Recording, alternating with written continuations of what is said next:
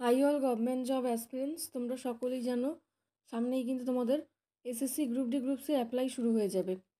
কেপিডব্লিউএফ এর পরীক্ষা রয়েছে, এসএসসি জিডি এমটিএস এরও পরীক্ষা রয়েছে। এই প্রশ্নগুলো কিন্তু সেই পরীক্ষার জন্য ইম্পর্টেন্ট। চ্যানেল নতুন হয়ে থাকলে অবশ্যই সাবস্ক্রাইব করে দিও। ফার্স্ট কোশ্চেনে দেখো কি আছে, মাই মাদার অ্যাট 66 কবিতাটি কে লিখেছেন? উত্তর হয়ে যাবে অপশান এ, কমলা দাস।